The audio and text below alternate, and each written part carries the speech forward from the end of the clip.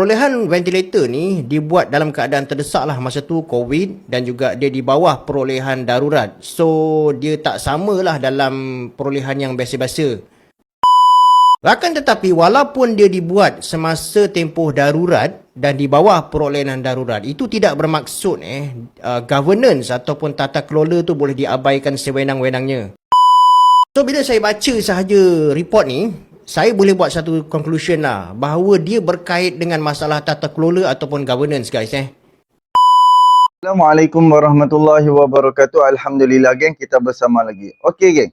Baru-baru ni, beberapa hari lepas, Jabatan Audit Negara PAC mengeluarkan satu kenyataan dan juga mengeluarkan report berkaitan pembelian ventilator. Ventilator tu menatang apa, geng?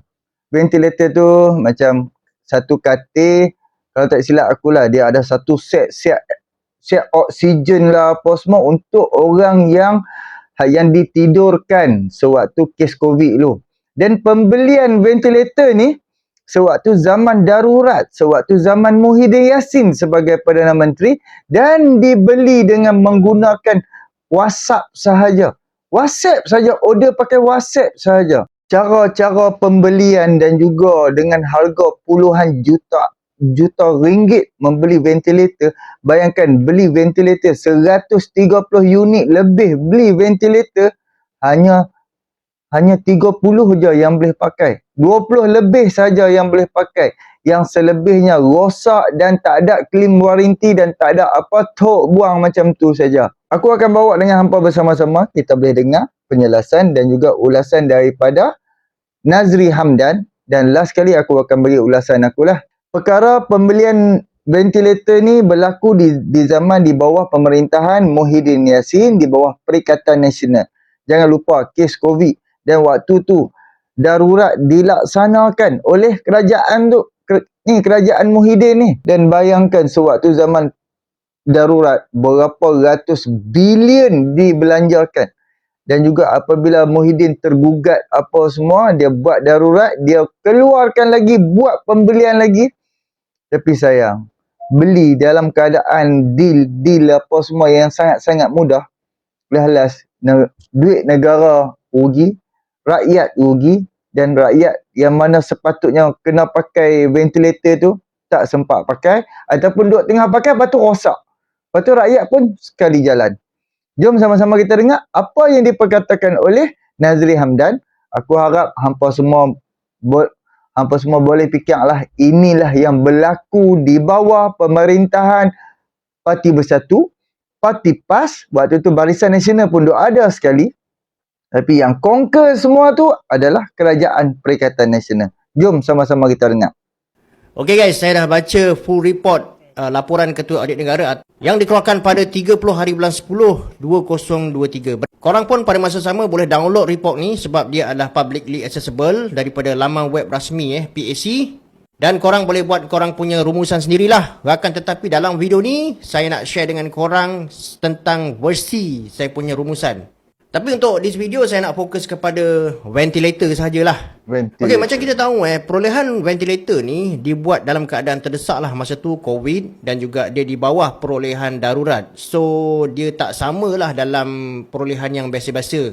Akan tetapi walaupun dia dibuat semasa tempoh darurat dan di bawah perolehan darurat, itu tidak bermaksud governance ataupun tata kelola tu boleh diabaikan sewenang-wenangnya. Sebab at the end of the day, dia melibatkan wang cukai rakyat. So bila saya baca sahaja report ni, saya boleh buat satu conclusion lah bahawa dia berkait dengan masalah tata kelola ataupun governance, guys. So basically pembelian mesin ventilators ni dia melibatkan tiga pihak. Yang pertama adalah KKM, iaitu dia punya buyer lah, end buyer. Dan yang kedua adalah PLSB. PLSB ni siapa? Pamaniaga Logistik Sdn Bhd. Pamaniaga Logistik Sdn Bhd ni diupah sebagai sebuah syarikat yang bertugas untuk membawa ventilator tu daripada China ke Malaysia. Dan yang ketiga sekali adalah seller dia lah, iaitu sebuah syarikat daripada China. So KKM dia beli ventilator dia daripada China first time dia beli. Dan kita tahu titik tolak dalam masalah ni adalah isu warranty. Sebab pembelian ni bukan pembelian yang sikit-sikit. Dia melibatkan pembelian berpuluh juta guys. Berpuluh Dan juta. secara logiknya kalau kita tengok dekat sini kalau ada warranty dan mesti ada warranty, dia di antara KKM dan juga seller daripada China lah. Ya. Untuk PLSB pula, agreement tu pada saya mesti ada. Dan agreement ataupun warranty dengan PLSB ni mesti berkaitan dengan logistik handling. So bermaksud, kalaulah PLSB ni bawa barang tu, dalam tempoh proses dia bawa barang tu, mungkin barang tu jatuh ke pecah ke dan sebagainya kan. Itu di bawah PLSB. Walau bagaimanapun, agreement itu pun tak ada antara KKM dan juga PLSB. Dan perkara ni menimbulkan satu question mark yang sangat besar guys So kalaulah dalam proses tu berlaku sesuatu keadaan yang tidak dijangka, siapa nak bertanggungjawab? Ya. Sebab Siapa agreement akan tak ada. bertanggungjawab? So bila mesin tu sampai, dia tengok ada masalah dia punya dekat plug point dia. Plug point dia tak sesuai. Jadi mesin-mesin yang ada masalah plug point ni, diorang pun mengambil keputusan untuk upgrade lah, naik taraf, tukar plug point tu. Dan kerja-kerja upgrading ni dibuat oleh sebuah company yang dinamakan sebagai Eatsmate. Akan tetapi bila diorang berjaya hidupkan mesin tu, ada pula masalah dari segi dia punya aksesori lah, masalah dari segi dia punya software lah. So at the end of the day, most of the machines masih lagi tak boleh digunakan. So total yang diorder ni oleh KKM adalah sebanyak 136 mesin ventilator. Dan daripada 136 ni yang disahkan boleh berfungsi dan diberikan piawaian certification oleh Eatsmate ni hanyalah sebanyak 32 sahaja. So 32 daripada 136 lebih kurang dalam 24% je macam tu. Cuba korang bayangkan kau beli 136 mesin ventilator yang bernilai berpuluh juta dan daripada situ 32 je boleh pakai. Apa perasaan kau? So basically masalah mesin ventilator ni dia lebih kepada masalah spesifikasi lah. Dan sebelum KKM beli mesin tu, dia semak tak spesifikasi. Dalam laporan PAC tu dia kata dia semak. Macam mana dia semak? Dia semak melalui brosur. Dan brosur ni diorang lantik lah pakar-pakar dekat KKM ni untuk tengok brosur tu. Pastikanlah dari segi specifications detail semua okey ngam, baru boleh belilah.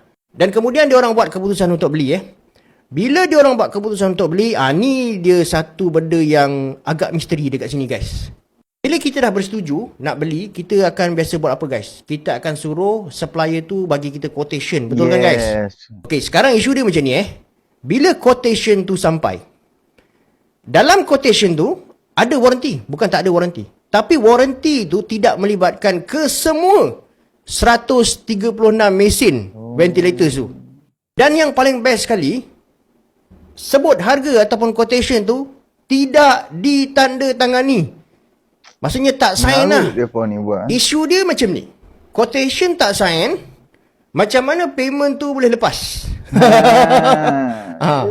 Ini adalah satu masalah tata kelola pada saya yang very very serious Dan pembayaran ni KKM dia minta PLSB untuk advance dululah. Maksudnya dia suruh PLSB bayar dulu kepada seller dekat China tu dan kemudian barulah KKM akan reimburse kepada PLSB.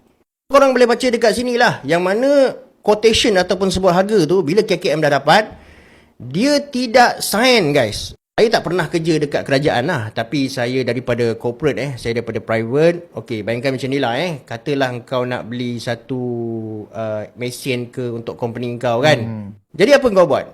Engkau sebagai head ni, engkau mesti semak betul-betul lah quotation tu. Kau check quotation tu betul-betul, kau tengok. Okey, kalau kau tak puas hati, apa kau buat? Engkau akan cakap dengan supplier tu, pergi betulkan balik quotation ni. Dah betulkan baru saya sign. Cuba korang fikir kau tak sign quotation tu, kau bagi memo ke semua datuk nenek semua dalam tu, dalam satu file, kemudian kau hantar pergi kau punya CEO. Kau expect CEO kau nak sign. Kemudian CEO kau buka, dia tengok kenapa quotation ni tak sign. Dua perkara boleh berlaku dekat situ. Yang pertama, dia akan sembung kau dekat situ juga. Yang kedua, dia akan cakap dengan kau, baik kau berhenti kerja. So guys, persoalan misterinya dekat sini siapakah yang patut sign quotation tu? Katalah A tak adalah, katalah A cuti. B mesti kena sign. Betul tak? Jadi kenapa quotation tu tidak ditandatangani? So guys, apa pandangan korang tentang video ni? Kalau korang rasa video ni bermanfaat, jangan lupa bagi saya satu like dan juga sharekan video ni. Okey geng. Cuba hampa tengok. Cara pembelian pun memang tak betul. inilah cara untuk buat duit. Faham tak? Cara untuk buat duit, ya, inilah di zaman Perikatan Nasional tu yang berlaku ni. Tak ada langsung rasa amanah duit rakyat, duit negara. Bukan sikit-sikit kan. Puluh juta ringgit. Bukan sikit-sikit. Ini beli untuk rakyat. On the spot untuk rakyat.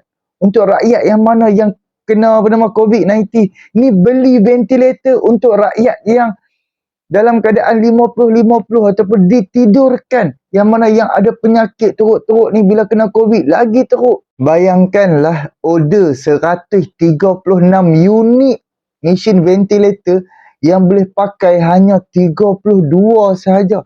104 unit tak boleh pakai sampai sekarang. Bayangkan, kalau tak silap aku, satu ventilator ratusan ribu ringgit. Bayangkan 100 unit kan. Berapa puluh juta kerajaan habiskan. Last, pembelian tu siapa yang uruskan?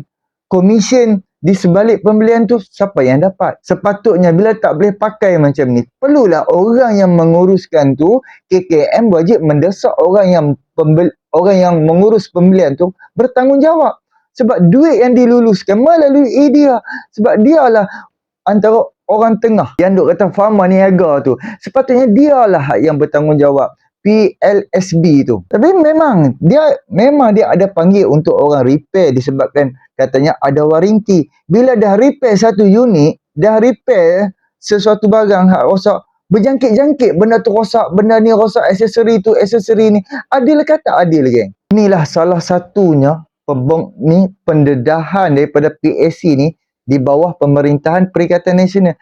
Itu baru ventilator. Sebab itulah macam di dalam Dewan Parlimen baru ni, kerajaan ajak pembangkang kita bahas laporan PSC 2022. Mereka lari keluar Dewan. Mereka tak berani berbahas soal Jabatan Audit yang report yang dikeluarkan oleh Jabatan Audit. Mereka tak berani berbahas, lari keluar, tinggalkan Dewan secara kosong. Pembangkang tak ada seorang pun tak berani berbahas. Why? Kenapa tak berani berbahas? Ini kita ambil misi ventilator dah lah.